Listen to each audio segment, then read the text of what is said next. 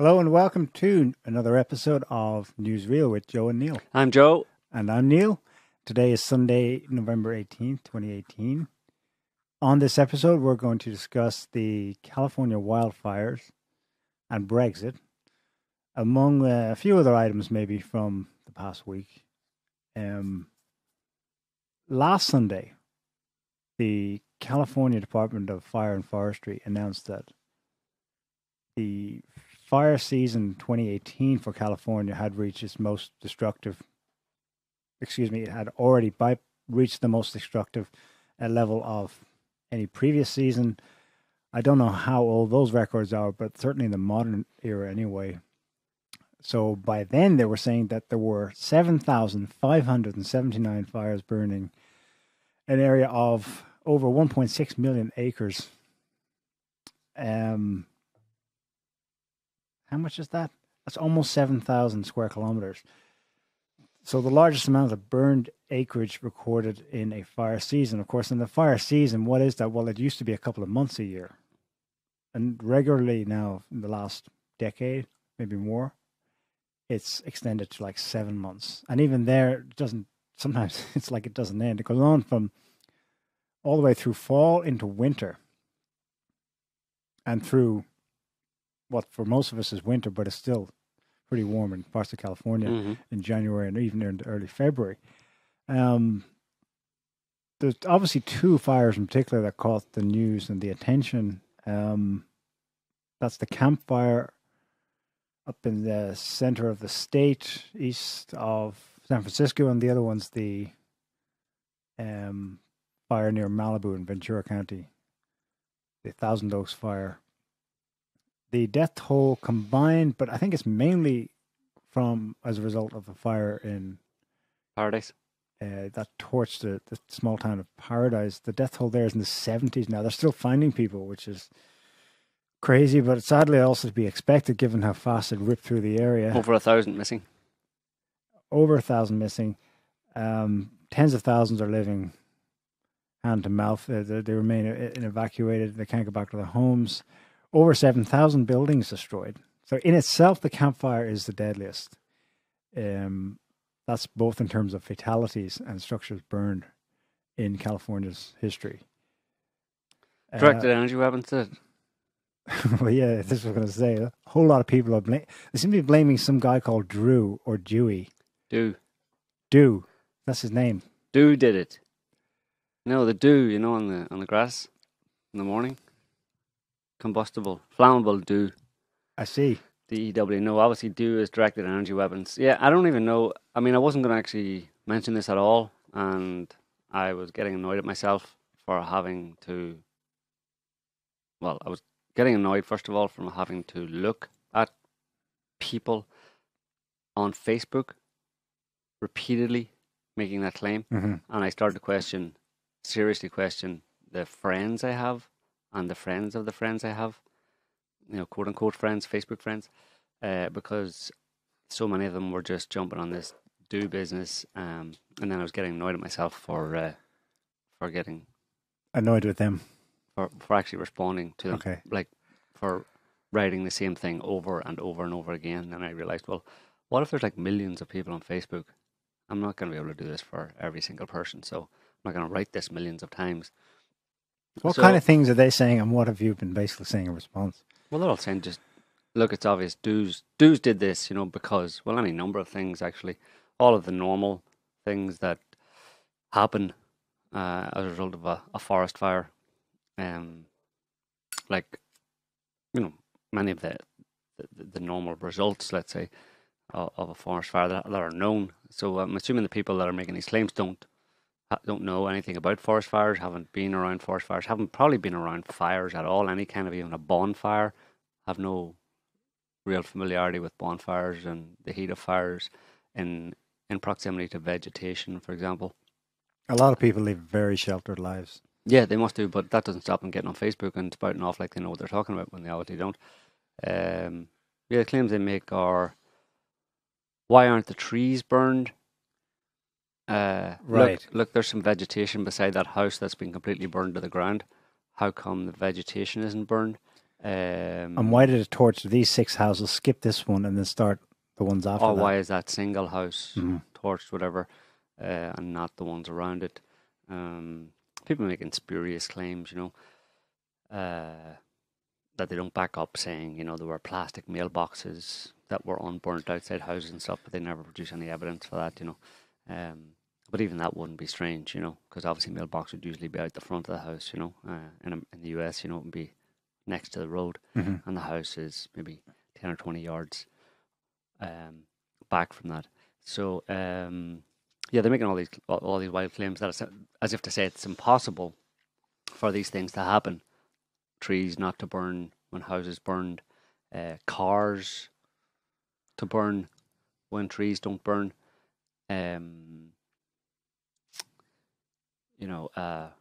Why roads? There was one where there was a road actually just outside, kind of inland from Malibu.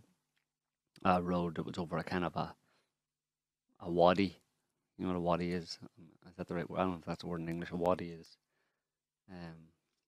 There's a wadi, but it's usually in a desert. Well, dry riverbed, basically. Right. Well, Okay. California's a bit desert-like, so it's a kind of dry, more or less dry riverbed, and a road over that with, obviously structural steel in the small little bridge going over the dry riverbed, and how that could have burned when the trees around it didn't burn.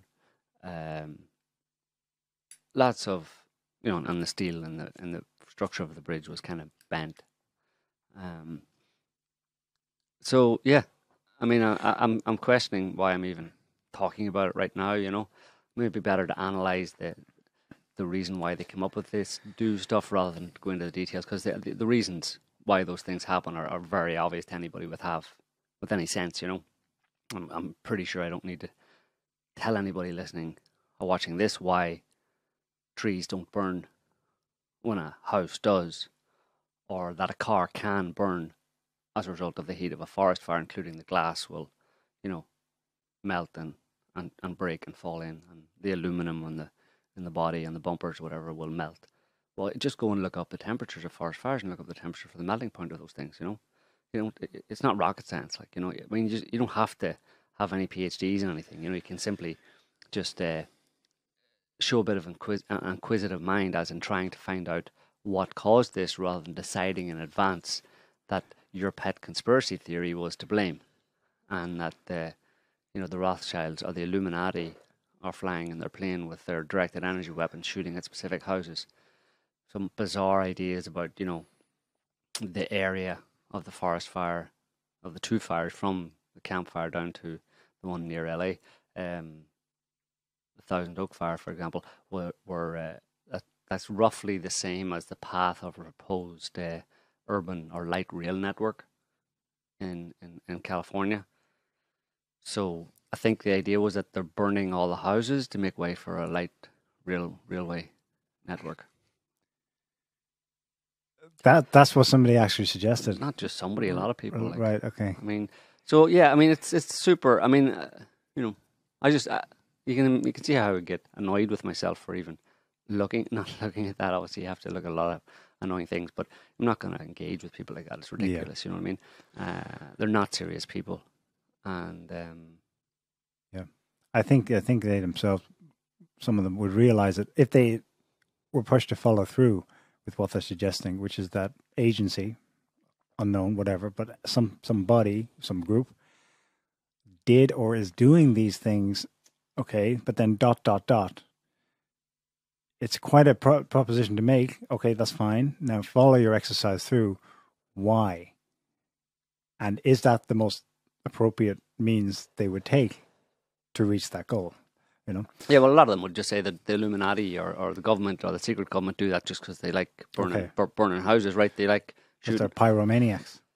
Yeah, and they like burning people's houses and killing people and stuff, whatever, But no, it's interesting because the psychology behind it is wanting to assign agencies to something that is quite traumatic, or I mean, for a lot of people commenting on it's not traumatic for them, because several of them, at least the ones I looked at, they don't even live in America. But they're adamant that it's dues and stuff, because that's their own personal pet belief, basically, that they're pushing. And but other people who who are traumatized by it, who it affects them. Maybe they're more directly related to it. When that happens, people look for, it's a whole source of religion, effectively. It's looking for agency. Why, God, why? Yeah, it's looking for agency in some in events that are large scale traumatic events that come out of the blue, and you don't know how it happened. I mean, of course, it's tied to a less than ideal understanding of natural forces and the natural world and stuff as well, right? I mean, so the natural world is complicated and complex, let's say, and to figure out how, what starts wildfires, or why wildfires spread, or how they spread, and all that kind of stuff. For one example, there's also, you include hurricanes or tornadoes, whatever, or earthquakes or that kind of thing. They're not easily understandable in terms of the mechanism and how they generate themselves, or how they come about.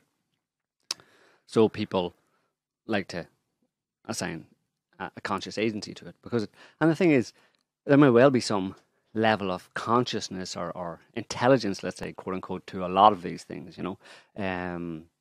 Intelligence in a very broad. Let's not be anthropocentric about this and assume that intelligence only exists in human beings, type thing. That there's intelligence in nature, so there's an intelligence that's part of nature that you could say that it's intelligent, and maybe there's some indication of that in the experiences some people have had over the eons, over the ages, with certain events that made them go, wow, that was super bizarre, and it almost implies some kind of a conscious agency behind it, and therefore you give rise to some supreme power, some powerful force in nature, type thing, that is intelligent, and therefore you have to put a face on it and put a name on it and that kind of stuff, And in today's modern technology or high-tech era, it just happens to be that instead of positing that it's the gods doing this, it's the elite, the human elite, the breakaway civilization, god, the Illuminati, whatever you want to call it. They're the ones who are doing it. So it's the same story, just revamped or tweaked for a high tech kind of age compared to hundreds of years ago, thousands of years ago.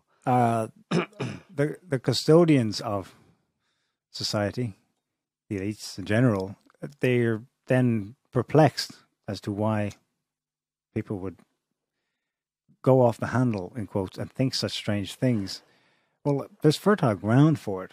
This is part of the psychology, I think, at least the mass psychology. We live in an age where they're constantly being hammered with the notion, although if you read the small print, it's actually completely open, but still the headlines keep telling them over and over that science has got this down. It's figured out. We got it. We're cool. We're on top of this.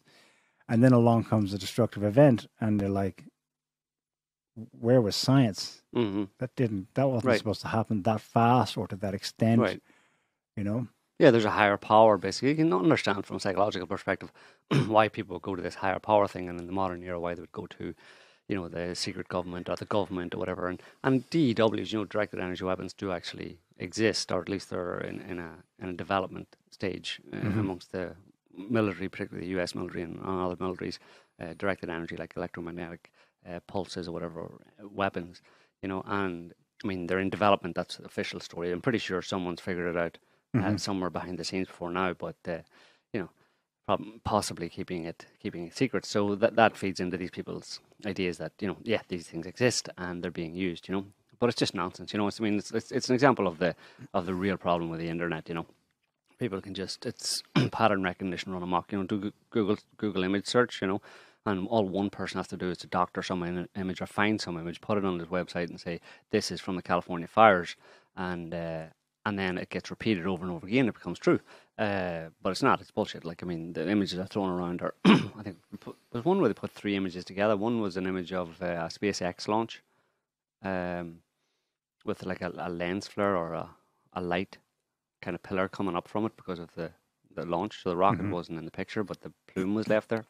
And they said that was and that was actually in where was it? I can't remember exactly where it was. In some it wasn't in California anyway. And they said this is California. And then another one was in Ohio in February. And it was a controlled kind of burn off from a gas plant or something like that. It was kind of like a ball of fire in the distance. And there was a kind of another light pillar, which is to do with crystals, cold atmosphere. They said that was California, and they put another 3 images together, basically. that had nothing to do with this California wildfire, or even any wildfires. And they said, these are the wildfires. And then everybody spreads them around and say, look, here's evidence. See that beam and stuff? It's just inane, you know? And I really think I should remove those people who peddle that. I'm toying with the idea of removing those people, like unfriending them basically, so I don't have to see the kind of stuff. Because if those people go for that kind of thing, then they're not really much help or use to me in terms of providing reasonable information about anything. You know, but sometimes the conspiracy theorist hits the jackpot. Well, yeah, well that's the problem. You know, should you keep those people on just in case they say something? They stumble over the truth basically by accident at some point. I don't know. I don't want to be too harsh on them, obviously, because like we just said, we understand the psychology behind it and all that kind of stuff. But it's just it really annoys me when I see horseshit peddled like that. It's just there's so much confusion and nonsense out there being peddled in the mainstream type thing by most of the mainstream media. Specifically in the past year or two since Trump was elected, about Trump, about Russiagate, about all that kind of stuff. Lots of lies, spread by the intelligence community, high level, large scale, big lies that have been spread. That when I see ordinary people then adding noise, into the system, even more noise into the system, it's just like, oh God, Jesus, it's kind of too much, So anyway, yeah. We noticed a couple of symbolic aspects of the two major fires that were, remarkable, but nothing to, go to town with a theory based on. But that one of them raised a town called Paradise. Yeah. I mean, maybe there are several settlements and towns in California called Paradise. So yeah, so what? But still, that's like, there goes paradise kind of thing, symbolic. And the other one, of course, I think we already mentioned this last week, that it erupted within a day, close to the mass shooting in Thousand Oaks at the bar by the former Marine who went nuts. And you're like, well, okay, yeah. That's the level when people are looking at these things essentially symbolically.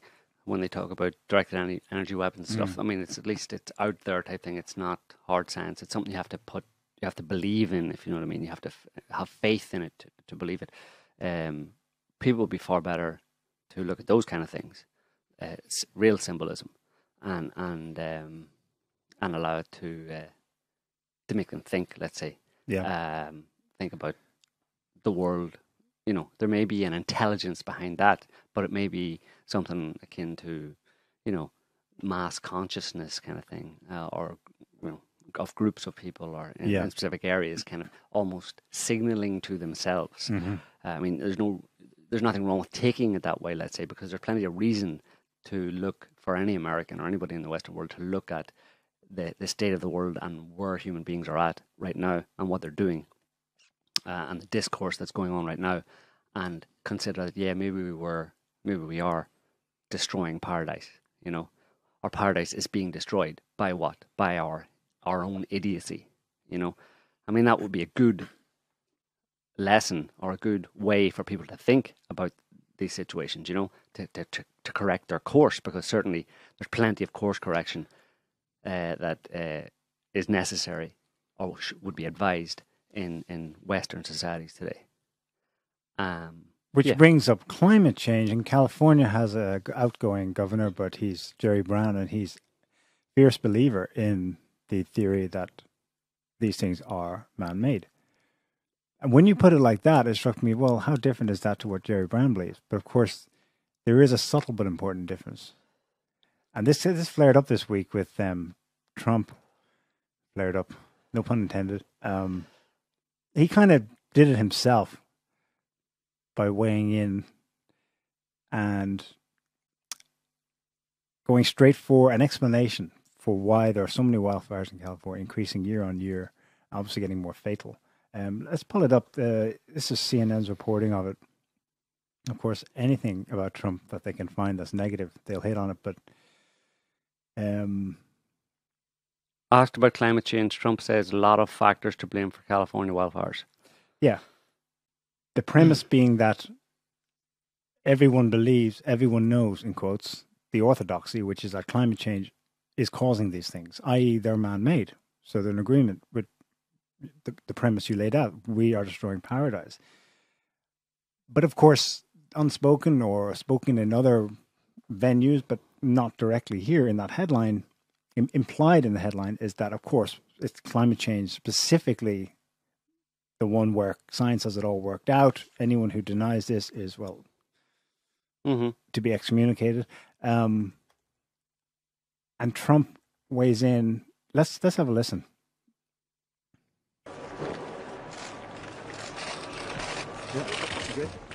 President Trump today in California walking through the burned out remains of family homes in what was the town of Paradise. It's gone. 90% of the houses and buildings there consumed by the wildfire. A reporter there asked the president if seeing this destruction, smelling it, feeling it, has changed his opinion on climate change. His answer? No. Does seeing this devastation, though, change your opinion at all on climate change, Mr. President? No. I have a strong opinion. I want great climate. We're going to have that, and we're going to have forests that are very safe. Because we can't go through this every year. We go through this. So we're going to have safe forests, and that's happening as we speak.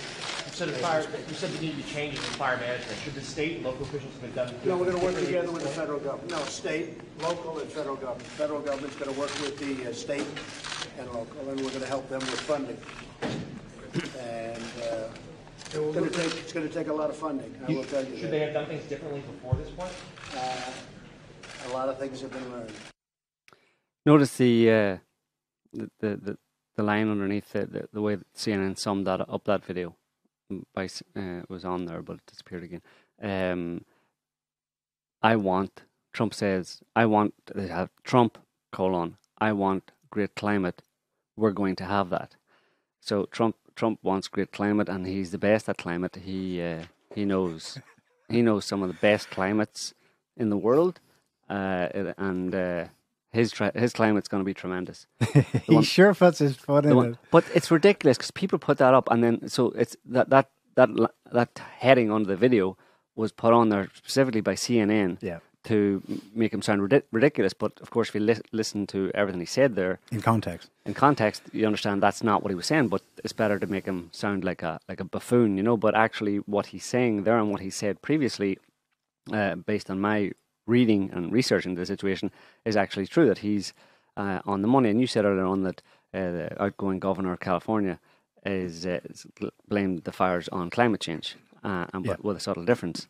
Well, and that he's right, but there's a subtle difference because he's blaming it on human caused climate change, let's say, because no longer specifically anthropogenic global warming, it's human caused climate change, because global warming is too simplistic for them anymore, too simplistic for the population, because you're not just getting warming, you're getting cooling in some places, you're getting all this other climate crazy chaos, flooding, volcanoes, all that stuff. Well, maybe volcanoes I suppose they throw in there too, but in some way. But the fact of the matter is that specifically in California, there are several factors, and I think Trump actually outlined these elsewhere more specifically, that the forests are being mismanaged, and the forests are being mismanaged, and by mismanaged they're basically not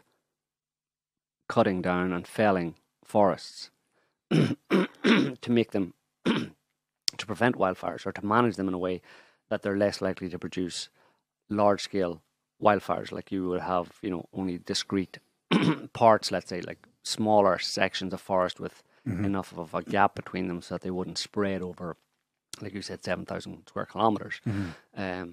But the reason that isn't happening is because of environmentalism, which is apparently the response to man-made climate change.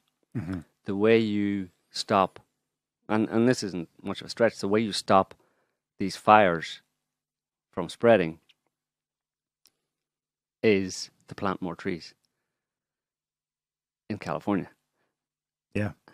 That's effectively what happens, you know. Well, It's no, like, I think it was more that because they've no, it's overall it's the global warming, anthropogenic global warming, and man's effect on the climate that has caused this long scale drought in California that causes higher temperatures, hotter summers, that then gives rise to. So it's that part that then gives rise to the fires, but that's not actually true. That part is bullshit. People aren't causing those changes in temperatures and droughts and all that kind of stuff. But specifically, it's what people CO2. are causing is exactly CO2. Right. That's why you need the trees to be a carbon sink. Let the trees go wild, and in fact, plant more forests, because we have to battle global CO2 levels, right?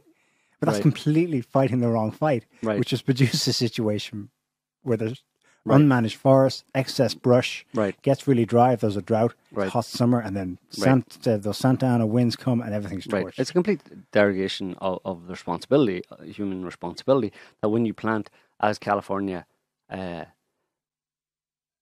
is doing, currently planting 50 million trees in the state of California for future generations, that it's your responsibility to manage them. You know what I mean? It's not like this is just wild nature. You've planted them. Mm-hmm. You're foresting this area.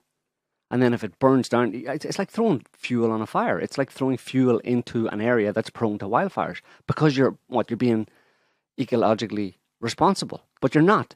You're burning yourself down. You're burning your state down. You're burning your towns down as a result of this wrong-headed approach to the environment, and the wrong-headedness is that it's massively narcissistic, where it puts humans at the center of it all. It's basically, their view of global warming and of the climate and climate change is the same as the as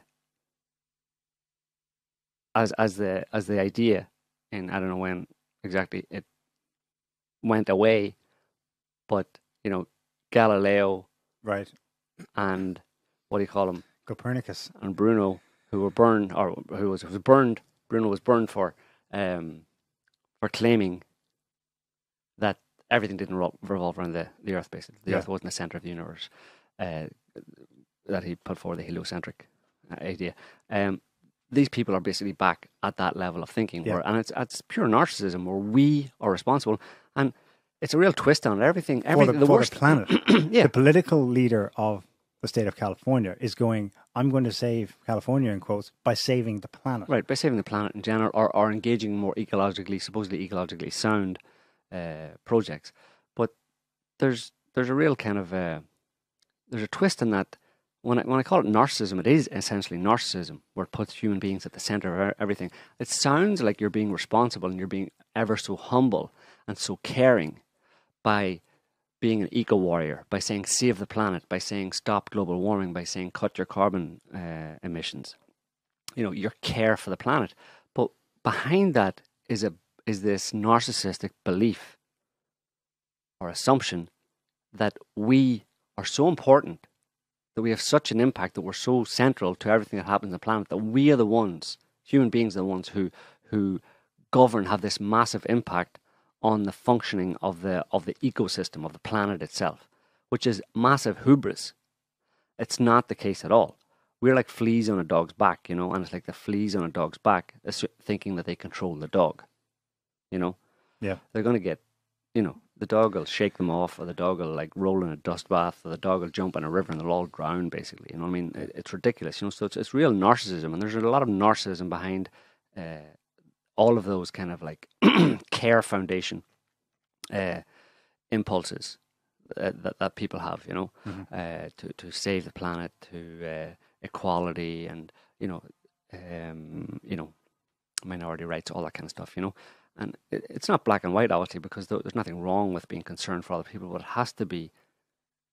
they have to be pursued within a proper understanding of people's place in the world, and what we can and can't do, understanding our limits, basically. Mm-hmm. And there are far too many people who don't understand our limits, and they have to put themselves way up at the top of the pyramid, or high on the pedestal, to believe that they can regulate like the entire planet's thermostat, not just by reducing CO2, or change the entire world, or change the functioning of the belief or the attitudes of millions and millions of people in the country, that they all must change.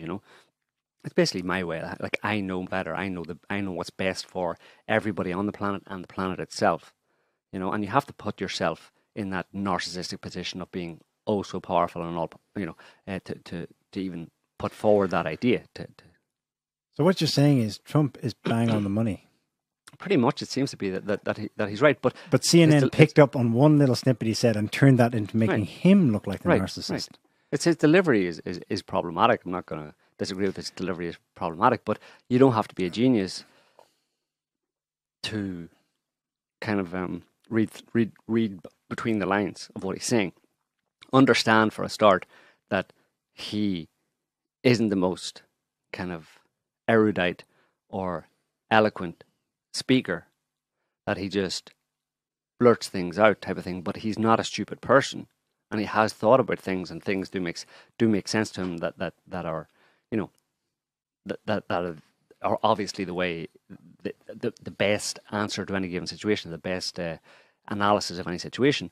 But the way he delivers it, the way he talks about it, is very kind of blunt and short, laconic on in terms of the way he says it. So, and it's easy to take him down, but it's absolutely disingenuous for people to do that, for otherwise intelligent people to do that, because I'm pretty sure they know that what he's saying, like in that CNN example, they know that he's not just saying what they have in their tagline or what people repeat. Take the quote from him on and put it on Facebook or Twitter. They know that he said more than that, but they're only too happy to do that, knowing that that's not, that it's essentially a lie. They're essentially lying about what he said, but they're happy to do that because they're possessed by some childish personal grievance or repulsion at Trump the person. Orange man bad. That's what it comes down to. Orange man. I just don't like him. I don't like the way he looks, and I don't like the way he speaks. I don't care what he says. I don't care if he's right or not. When he's right, if he says something that's accurate, if I can pull out a small piece of what he said to make him look like a fool, even though I know he's right, I'm going to do that because I have a personal issue with him. And I'm not even saying that. I don't even think these people have a personal issue with him in the sense of like they've actually looked at what he says and his policies and have thought it through and decided that this is actually objectively very bad for the country or for the people in America or the world or whatever. That they know, I'm pretty sure, that that's not the case. So what they actually don't like about him is really very, very childish. Yeah, and it's being another subtext. The general subtext with there is that you see Trump's a denier. He thinks it's all a hoax.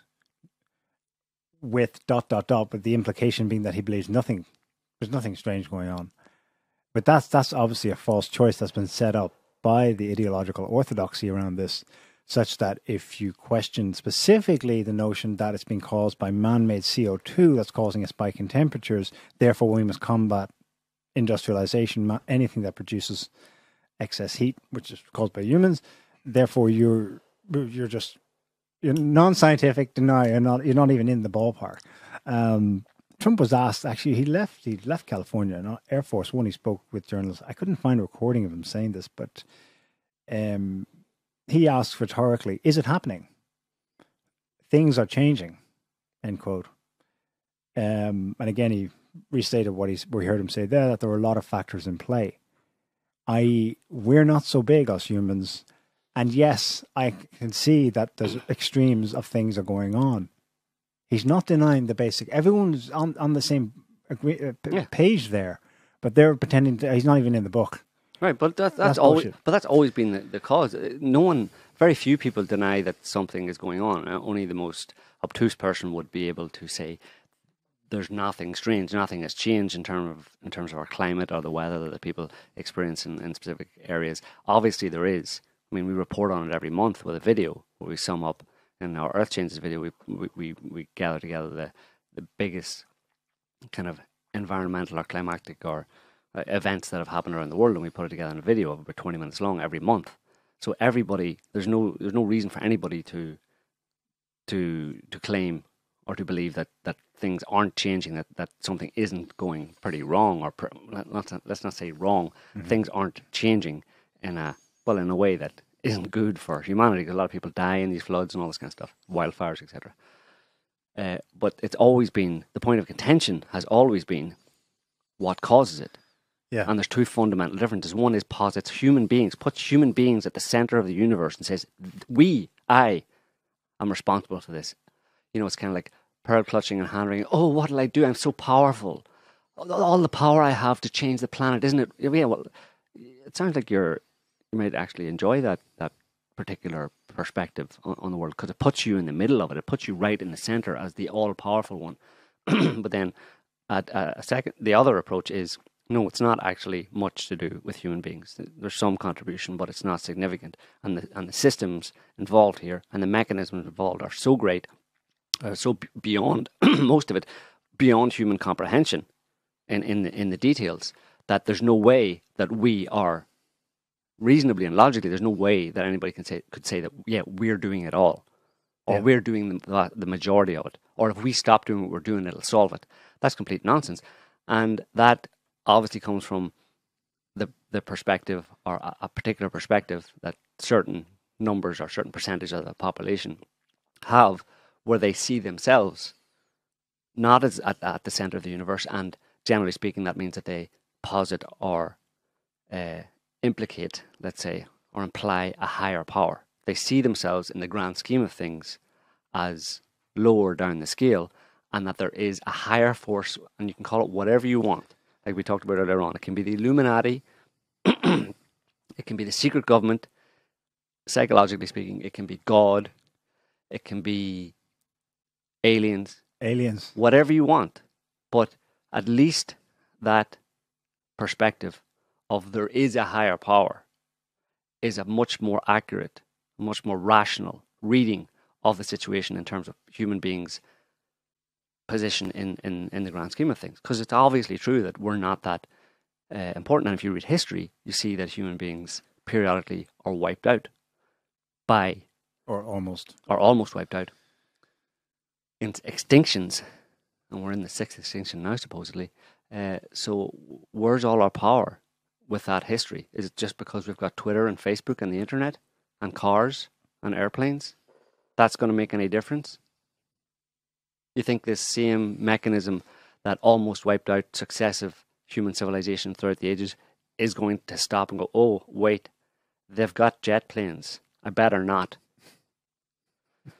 Nonsense, you know. So the point is that, and that's why we, for all their faults, we tend to support the, let's say, right-wing or conservative, very generally speaking. And those aren't the right words to use for it. It's a different, it's much more foundational and deeper than that, beyond, way much deeper, much higher, or much more below kind of political party or political divisions, you know. And that's why we think those people, generally speaking, have a better read on reality than the people on the so-called left, who, like I said, tend to like to put themselves at the center of everything, and blame everything on human beings, like blame everything that's wrong with the world on human beings. There's some scope, obviously, for human beings to improve or change their lot, but ultimately, there's a lot of things that you simply have to say, you know, that's what we just have to take it. It's not a perfect world. It's never going to be a perfect world. We're not perfect. The system isn't perfect. It shouldn't be perfect. There's always going to be suffering and problems, and we shouldn't try and change it all as if we can. Yep. Someone who's a little more erudite is Putin. I've always wondered what his take on climate change is. Can we play a video? I found this is him speaking quite recently, actually, in October in St. Petersburg at Russian Energy Week. Let's have a look. If I may, I will also cover the questions you asked. we are really witnessing global warming. The reasons, however, remain obscure because there's been no answer, and the so-called anthropogenic emissions cannot be listed among the main reasons for that. The reasons might be very global, for example, some cosmic changes, some shifts that we cannot even see probably overall in this galaxy. But, well, to some end, human emissions also have their influence, at least many experts think so, but they believe that they do not make that large influence. Holy he's been reading Sot. I doubt it, but... Well, that's what we were saying 15 years ago, and it was like crickets. And now... Well... Oh, yeah. Well, he's shift, and he's probably galactic-wide, and yeah. Well, there's another... I didn't include that, but there's another higher power. The galaxy, cosmic climate change. The cosmos itself is higher and bigger and more powerful than all of us and has influence on us that we can do nothing about. But... of course, you know what they're going to say. What? That's because we're Kremlin agents. Yeah, whatever. That what he says and what we say is so... But you can see how people lump him on that score alone. But that's only one example, him and Trump together. Yeah. People, generally speaking, on the left, let's say, see Trump and Putin together. Of course, there's been a concerted effort to actually tie them together over the past couple of years with the Russiagate nonsense and all that. But they do seem to be, not, I won't say two peas in a pod, but they do seem to have the same kind of general, let's say, worldview at a personal level. Individually, they view life and reality from the same kind of foundation. So it's not surprising that people have. It's been easy to link the two of them, put the two of them together. But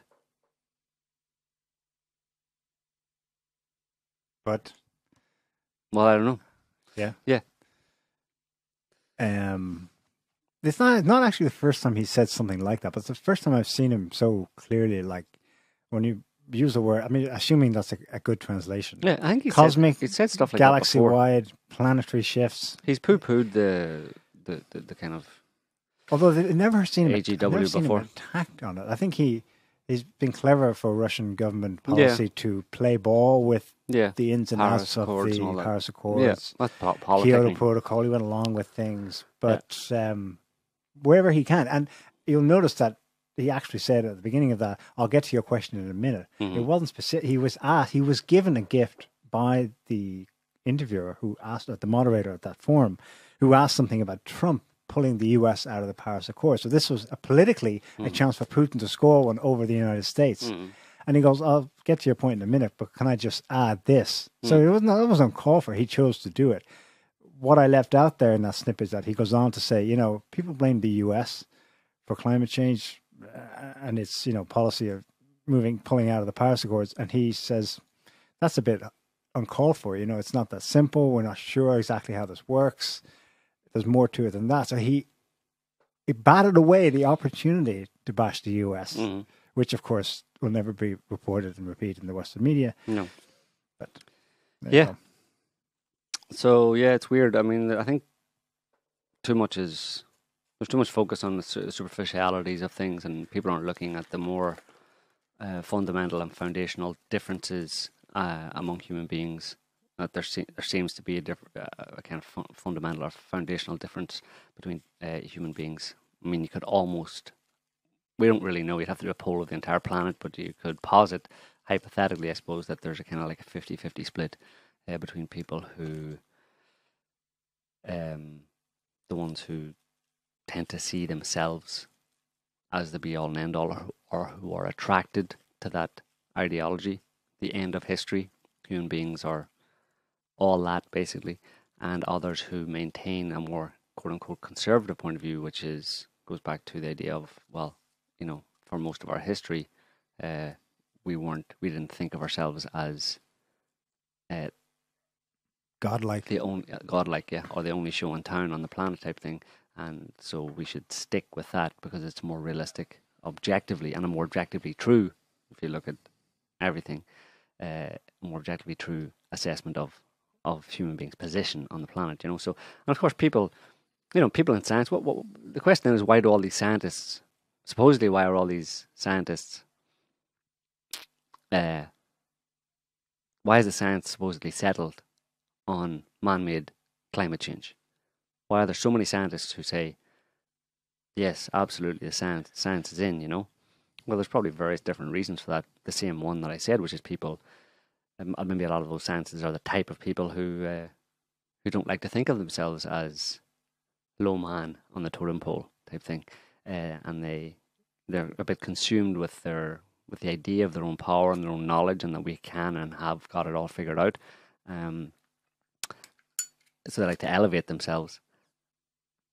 And, ultimately it's about fear, I suppose, in a certain sense, because it's probably behind it. If you go even deeper from a psychological point of view, people are afraid of the idea that we're not really in control of the planet, and not even in control of ourselves for the most part. And that doesn't sit well with a lot of people. But the anxiety that can produce in people can be mitigated or assuaged by some kind of a belief in some kind of a higher power. That something somewhere is following a certain course or a certain path or a plan, and that if you just, there's different theories, but if you just, pay attention and do your best type of thing, then it'll all work out. But certainly we don't have any power to change anything in the grand scheme of things. That there's a process ongoing that we're not really have no control or power over, and you just kind of, in a certain sense, you submit to it. Submit to that position, to being in that position, or reconcile yourself to being in that position of not all powerful, not in control of it, not in control of everything, and not able to exercise or exert control over it and change the world for the better type thing. You can change the world for your better. Everybody can change the world for the better, or their little worlds for the better in terms of their local environment and their local interactions and relationships with people around them. But that's as far as it goes for most people, And if everybody would commit to doing that instead of getting out in the streets and protesting about global warming and how the whole world has to change, or else we're all going to die, then things would be better if they were to refocus on where they're at, basically, where they objectively are at, and the real extent of their power and control, which is very limited.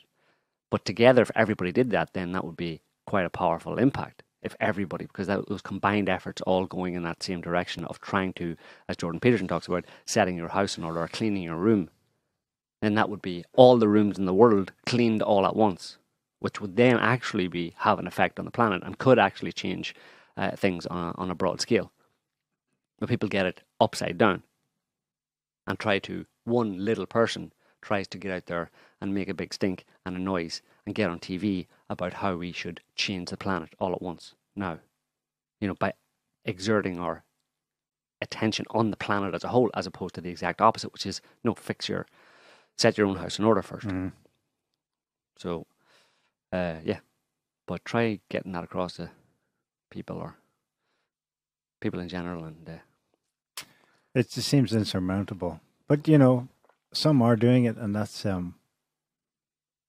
good to see. Maybe they'll have some kind of effect at a certain critical potential, In the meantime, I suppose the positive philosophical approach is, well, at least there's still enough of a planet, a habitable environment in which there are the opportunity for people to clean their rooms, sort their own shit out first is still available. Right. So I amen to that. Before we leave California, let's say on our way across the Atlantic to the wildfires in Britain, metaphorically speaking, there's a huge snowstorm in the northeast of the US late last week. I didn't realize how big it was till I found this. This is the chief meteorologist for AccuWeather.com, Elliot Abrams, who writes, first, this this was the first storm of the year to affect such a large area. Second, it's one of the earliest big November storms ever. The last time there was this much snow in New York City before the end of November was in 1938. Right. That's just sheer contrast. I mean, Yeah, they were expecting 1 inch. fall snow, and The weather reports had predicted 1 inch across New York City, and they got 7 inches. wow. And they're totally unprepared for it. You know, the gritters and all that kind of stuff, and the snowplows and stuff weren't prepared, weren't out, so it caused a lot of chaos. And well, that's an example of how things can come out of left field, and there's no way to predict them. You know, and that people. And indeed, city planners, I mean, they think in decades, right? So 20 years ago, they were being told in 20 years' time, in 2018, 2019, 2020, snow will be a thing of the past. Right. So city planners did not take any kind of precautions 2 decades ago. Right. But that's also the arrogance of assuming that.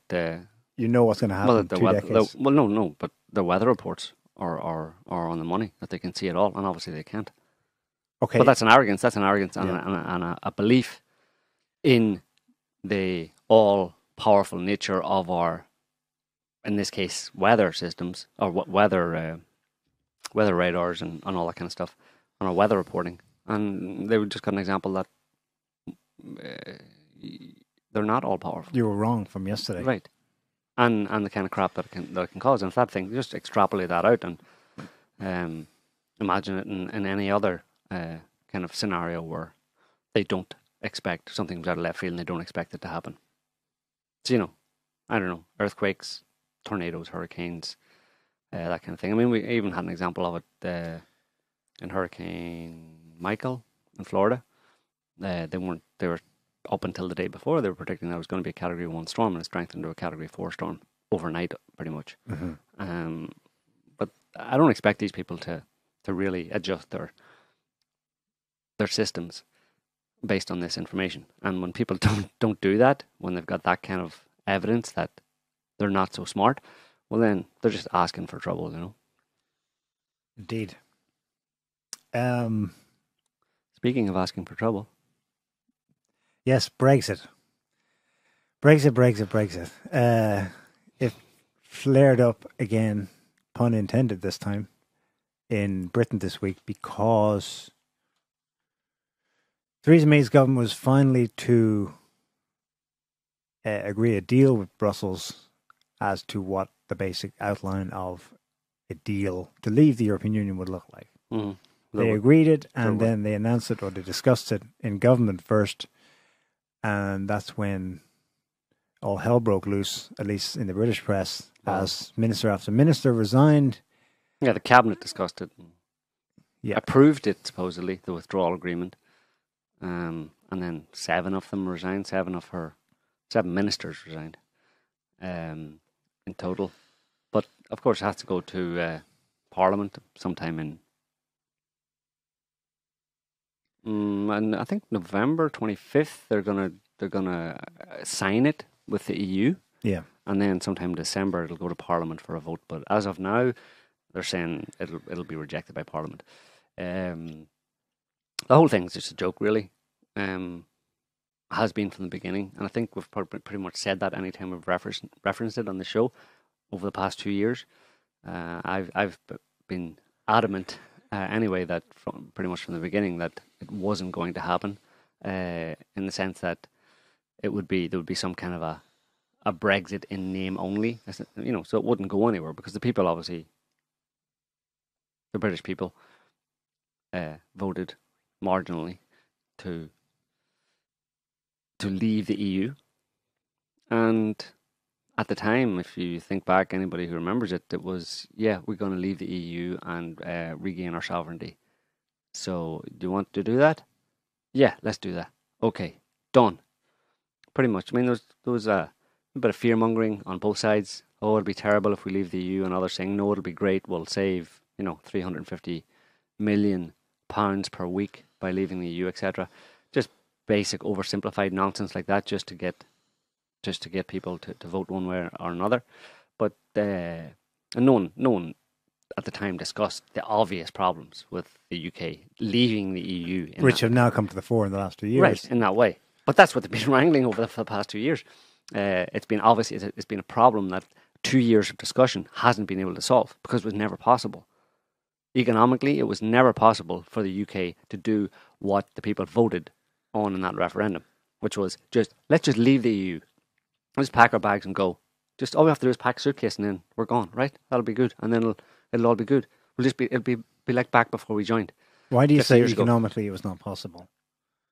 Well, because there's 500 million people that the UK does business with on the UK's doorstep and has been doing business with, and is so economically intertwined with it and so dependent on that market for its economic welfare that how can you leave? You can't just leave and lose all your business, lose all your trade.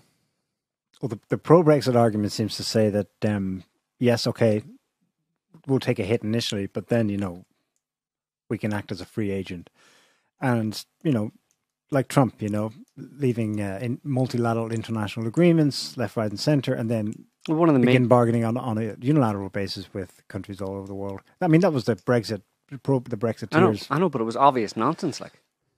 Since how are you going to go? How are you going to go and do? What kind of deal are you going to get? I mean, within the EU, they've got the best possible free trade from an economic point of view. They've got the best possible agreement, which is no tariffs, absolutely free trade, as if it's one economic bloc. You drop that, walk away from that, and then go and try and broker a new economic deal. All economic deals are kind of like bargained for. They're not free trade as a general rule. There's some level of tariffs, protectionism, whatever, between the two countries. So by definition, you're going to get a shittier economic deal if you go and try and renegotiate negotiate a deal anew with the EU, because the one you have now is the best one you can possibly get from an economic point of view. If you go back to them, first of all, you're not going to be able to get the same beneficial agreement from an economic point of view, and the EU is not going to be favourable to you. The EU is going to kind of like turn the screws on you for leaving them. Why you want to leave me, type thing. And they're going to, so it's going to be they're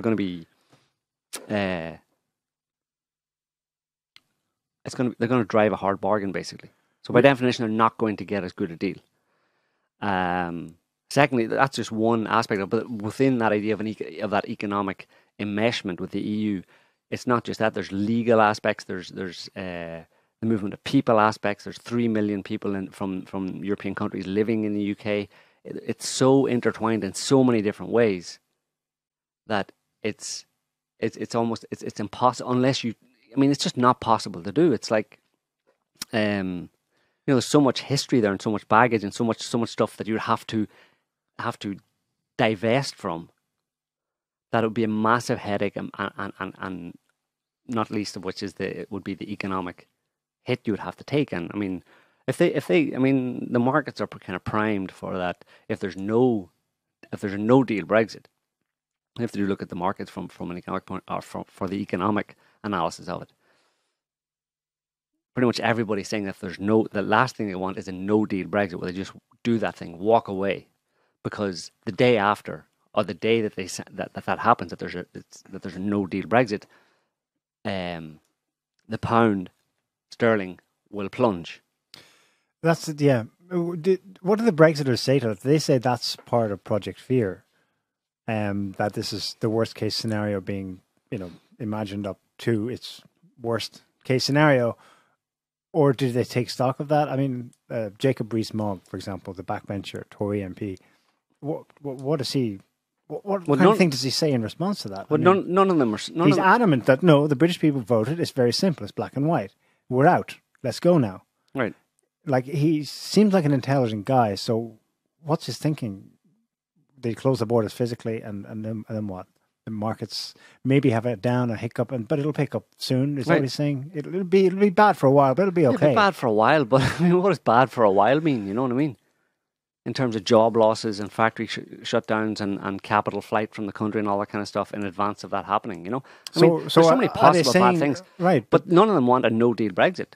You won't hear anybody saying that, no deal Brexit is a great idea, because they all know that that's a horrible, terrible idea. And what they want to do now, the rebels, the ones who have left May's cabinet because she signed this pretend deal, is that they want to renegotiate, and they want to kick her out. And there's a good chance that she will be booted.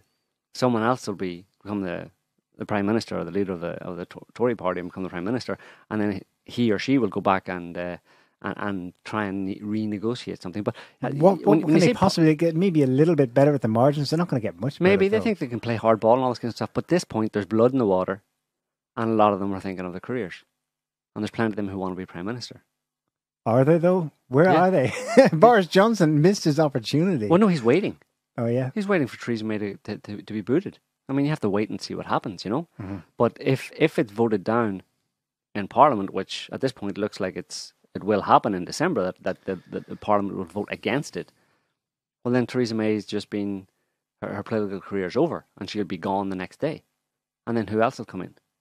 You know, and the same person will, the next prime minister will come in, a supposed, real Brexiteer who's going to get a great deal, will come in and engage in another fudge, pretend that he's getting a better deal and push through. You know, there's so much manipulation of public perception in this that it's kind of ridiculous, and I don't trust any of them as far as I could throw them.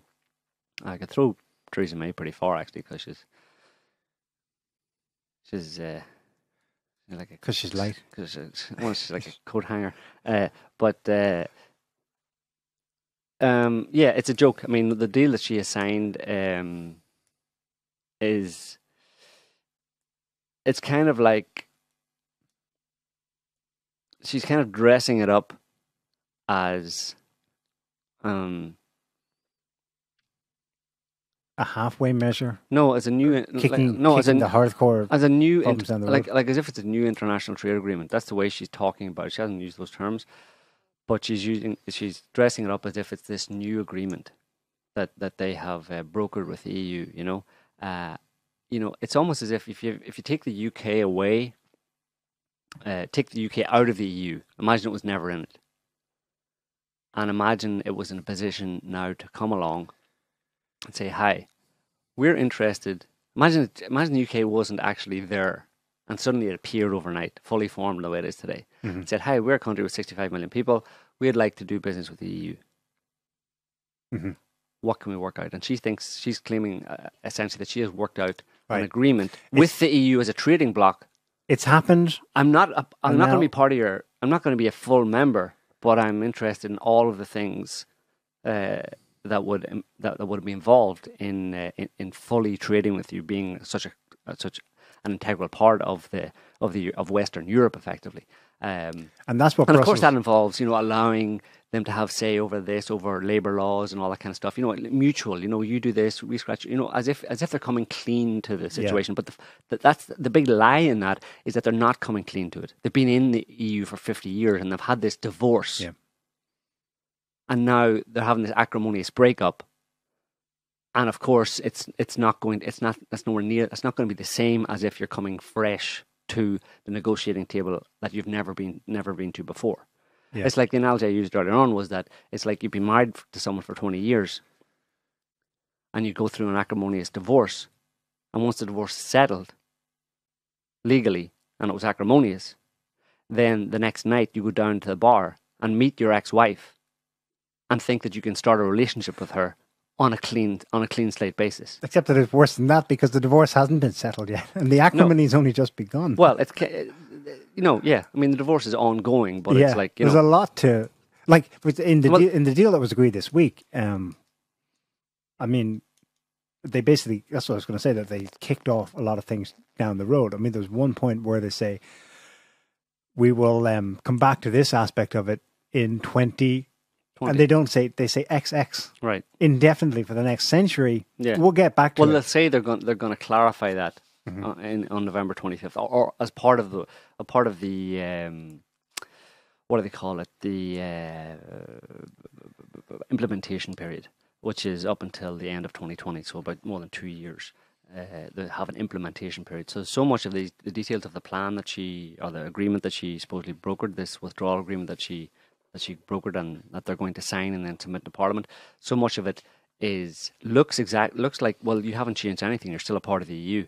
Oh no, we're going to, that's just there so that we can, we'll be working out the details of that, how we divest ourselves from that. We're keeping all these aspects of our membership of the EU until the end of the withdrawal period, so that it's only a draft withdrawal agreement. So, and it therefore, basically, if you read it, it says, yeah, pretty much same, nothing changed, still a part of the EU, still a part of the EU, still a part of the EU, in all these different ways.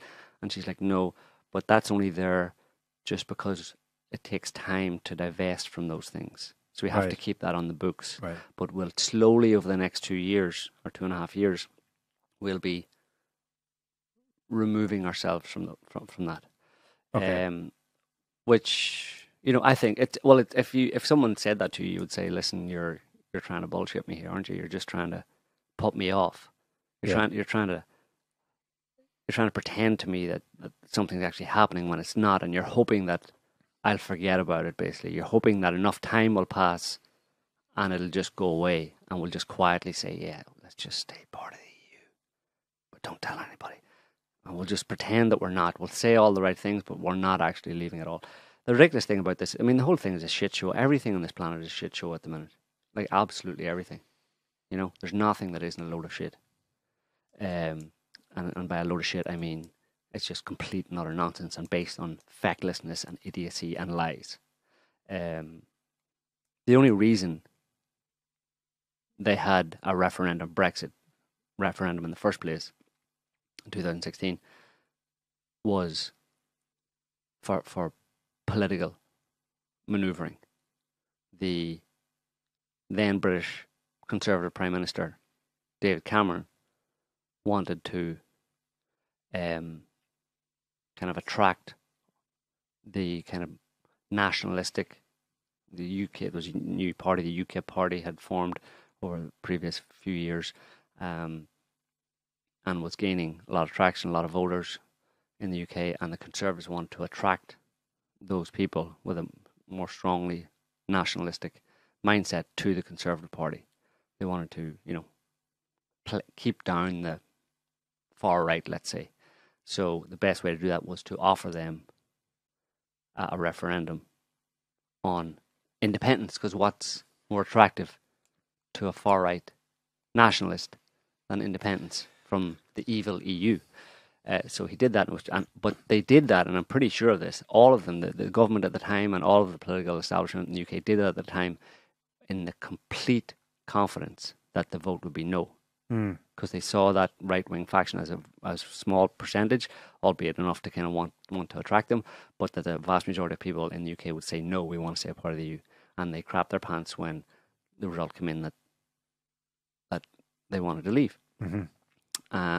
So that was a joke to begin with, and it was on false pretenses. But the other thing that wasn't recognised at the time is that the only reason, well, some people recognised it, but the only reason that vote went towards for a yes vote to leave the EU was because of immigration.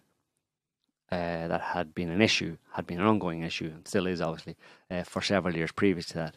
And they underestimated the amount of people that the immigration issue had affected in the UK. They underestimated the amount of nationalistic sentiment that immigration into the UK had produced. And not just ordinary immigration, because generally speaking, immigration isn't such a problem in any European country, hasn't been, and isn't in the UK. I mean, there's a lot of Indians, a lot of Pakistanis and all that kind of stuff in the UK without much problem. They've been there for a long time. The specific immigration that had created this situation where many people voted to leave the EU was like we've talked about this before, the terror attacks that had happened, more or less since 9/11, but you could start it in the UK at 2005. 7/7, in 2005, the London tube bombings, and then since that, multiple other terror attacks, and throw into the middle of that the situation in Syria and the Middle East with ISIS. Of course, the NATO bombing of Libya that caused a lot of refugees to flow out of Africa into Europe. The ISIS situation which the West is complicit in Syria to overthrow the Syrian government, and so along with those terror attacks and the bombings and the war in Syria that caused the immigration, then you had the flow of immigrants coming from those countries, and the media telling the British people that as those terror attacks were happening at Ariana Grande concerts and stuff like that, the British media was telling the people that ISIS members who carry out these terror attacks were amongst the refugees, were amongst the immigrants. Then they asked them, do you want to leave the EU? Because if we leave the EU, we'll be able to stop immigration.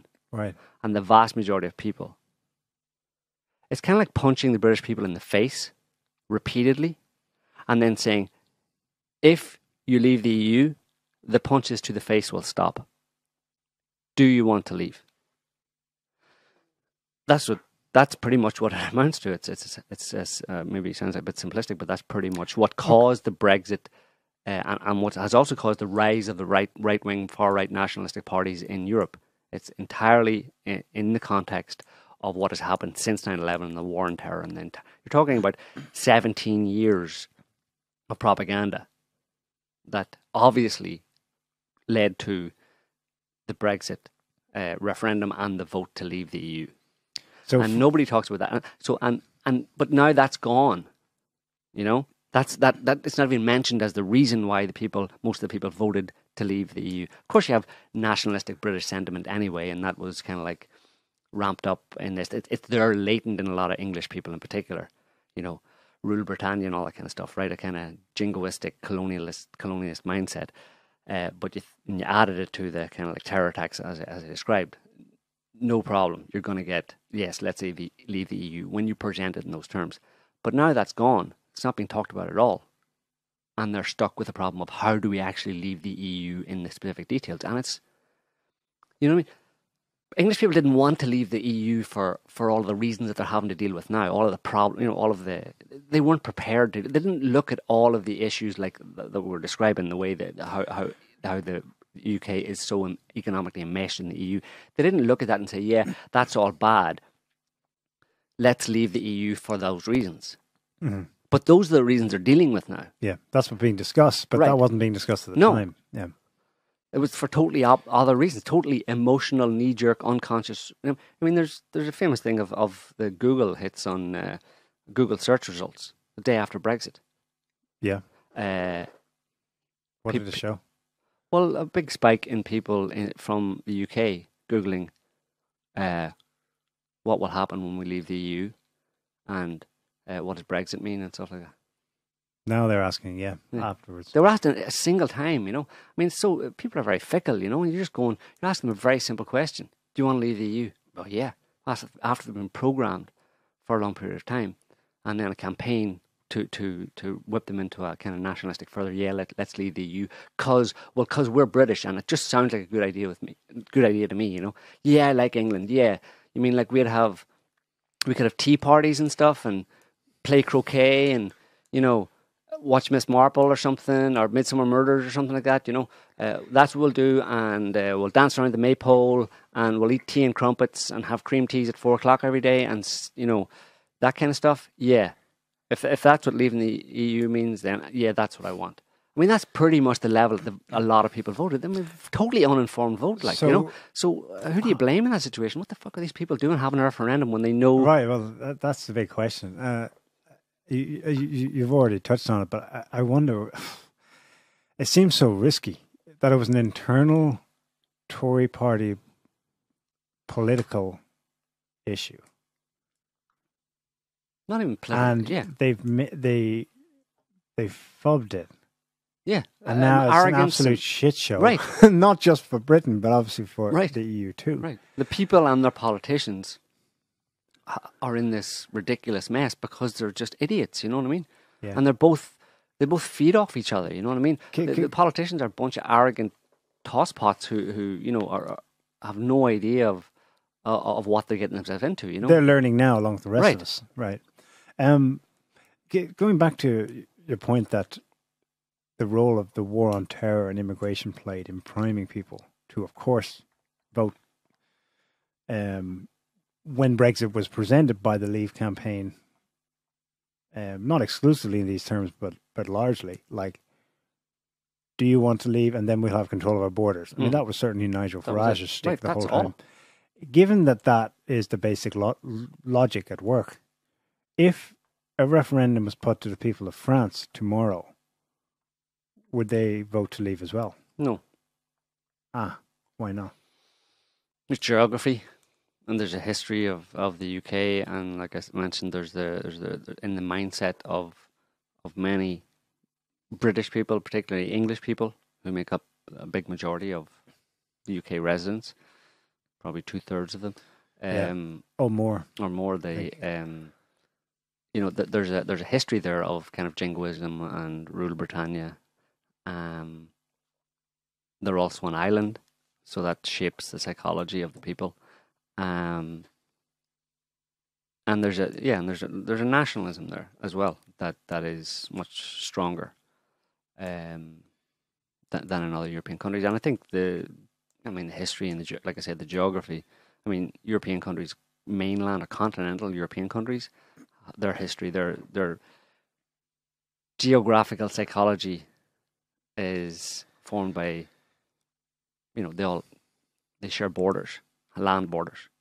And there's a lot over history, throughout even recent history, modern history, there's been a lot of toing and froing and more understanding and more cosmopolitan, let's say, more pluralistic or more. I mean, that doesn't mean there's no nationalism, but it's not as strong as in the UK. You know what I mean? Okay, well, here's another one. I'll give you. Go ahead. What if it was put to the people of Hungary tomorrow? Because obviously they're being attacked for having such a nationalist government, which they voted in by 68% recently. Right. But that's Poland. But that's very Poland and Hungary is very recent and a result of the immigration issue as well. Yeah. But those are people who are directly affected by it. The Brits think they're having it hard. I mean, the people in much closer to where the immigrants are coming in by boat or across by land, closer to the east, basically where they're coming from, they're much more likely to. You wouldn't have someone like Orban 10 years ago in Hungary. You wouldn't have the nationalism in Poland that you have today 10 years ago. It's a direct result of immigration. Immigration isn't good. You know what's tragic about the whole thing? The EU Dream project. And also smaller populations in those countries. Well, not Poland, but Hungary. The project was that it would be one bloc, trading bloc initially, and then one block of freedom of movement of people. And that I imagine that the quote-unquote waves of migration they envisioned, in fact, I know they envisioned them because I know that when it came time to considering the accession, the joining of the Eastern countries in the mid-90s and early 2000s, that they added some conditions in. They said, yes, you can join if you meet all these conditions, the usual set, plus some other ones. The day you join, your people don't get to move in just yet. Because their concern at the time was that Poland, in particular, the Polish-German border would see a flood of people leaving Poland looking for work. Which happened, yeah. And that happened anyway, but it happened with staggers put in place. Anyway, so they foresaw and they thought about these things, that people would move where the jobs were and stuff. But that was the idea, and that Europe would integrate culturally and as part of its history. It would recognize that it has shared religious roots, shared architectural roots, shared economic roots, shared wars. Right. Of course, we've all died and bled in the same battlefields and so on. And that's doable. And that was doable, but in the midst of that, they asked people to accept this rapid and increasing pace of integration, while all these people from Africa and the Middle East and Central Asia were coming in at the same time, and they're like, "That's a bridge too far." Well, we can go as far as a European, but you're asking for too much all at once, right? And I think we've said in the past that one of the reasons was maybe cheap labor. That they like the Western bureaucracies and governments don't mind a lot of immigrants coming in because it's a cheap source of labor, and that may be one consideration. But I think there's another consideration, and particularly look at Germany, and Germany's kind of like history of far-right nationalism and all that kind of stuff. One possible reason for them wanting, because effectively you're creating a multicultural society, is to try and stamp out And this would be a level of fecklessness and ignorance and ignorance of basic human psychology that would just blow my mind. Is that they thought that by bringing in a lot of immigrants from, darker skinned people of a different religion and stuff, that you would stamp out the tendency in Germany towards nationalism, towards right-wing nationalism. And in fact, they get exactly... And it would facilitate maybe the integration of the indigenous European peoples, but it's had the opposite effect. Right, of course, yeah. So it's amazing fecklessness on the part of, if that's the case, and it's feckless anyway. Look what's happened, I mean, they're not running the country very well. They're not pursuing very positive kind of appropriate policies that encourage cohesion within the country. I mean, it's forcing I don't know if it's forced Merkel out. It's about time she went anyway. But she's been there long enough, I suppose. But it's causing a mayhem in the political sphere and the social sphere in these countries. And these people are meant to be what, maintaining law and order and peace and stability and security. They're doing exactly the opposite through some bizarre, idiotic belief that almost like some kind of bizarre idealism, that is in no way grounded in reality. And this reaction, that they're pushing it even further, this reaction against nationalism. There's nothing wrong with nationalism. There's nothing wrong with a country with a group with a population who all see themselves as primarily, one people with one set of cultures and one set of one morality, let's say, or one moral foundation, one culture. There's nothing wrong with those people wanting to defend that. It's, what I mean? It's people will accept, some diversity and some, exchange with other cultures and that kind of stuff. But there's nothing wrong with the people wanting to keep to themselves and keep their traditions and their culture intact. But that's demonized. Like, why would anybody demonize that? Because Hitler? It's nonsense, I mean, it's like if you have a way of doing things in your own home, with your own family, you have your own traditions. Is there something wrong with you wanting to maintain those if you have developed them or they've been passed on from previous generations and it's just you within your family and maybe your extended family and a few friends? You all get together at certain times of the year, you do certain things, you go to certain places, whatever, you have certain customs and traditions. Is there something wrong with that? Is there something fundamentally wrong with that? Because that's exactly the same thing. You expand it out to a nation, it's exactly the same thing. Yeah. But for somehow it's wrong. It's evil. It's bad when it's the one thing that actually holds people together. At a microcosm, it holds families together and holds extended families and smaller communities together, and it also holds nations together. And the truth of that is seen in the fact that when that's being kind of torn apart by an influx of other cultures forced into the country, that it creates chaos and mayhem. And that's what's happening. So there's your proof. What are you going to say? There's something wrong with people because they're reacting that way to it? No. There's nothing wrong fundamentally with the way they're reacting. What's wrong is your policies of trying to disperse or water down or change traditions and cultures of a homogenous group of people. Yeah. Who might naturally change anyway over time. They might naturally integrate. Maybe slowly, whatever, on their terms. That's the tragedy of it. They've run it off the rails by inserting extremely ideologically radical elements into it and tried to hurry it up. We've a schedule here. Let's get 10 more countries in, and everyone has to follow these rules pronto, and the bureaucracy grows exponentially. And it's like, you cannot force these things. I mean, Europe's default political and social climate for the last millennium has been tearing each other apart every 50 years. And maybe every 100 years, like, seriously. 30 years war, that was two major world wars, which are European wars. I mean, it's pretty recent. We're due another one. Well, what happened previously? And they're trying to force that it doesn't happen. And in the process, they're going to make it happen. But they're not going to make the same thing happen again. What happened previously was that you had national armies fighting each other across borders and within their own countries. Today,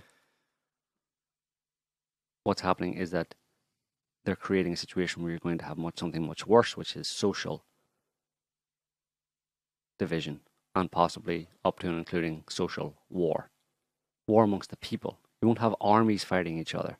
You'll have the people fighting each other, and the army coming in to put them all in prison camps or something. Put some of them in prison camps. I mean, that's much worse, you know. It's one thing if it's bad enough when you have a national army going to war against some other country. It's much worse whenever it's the people within the country itself fighting each other and having to be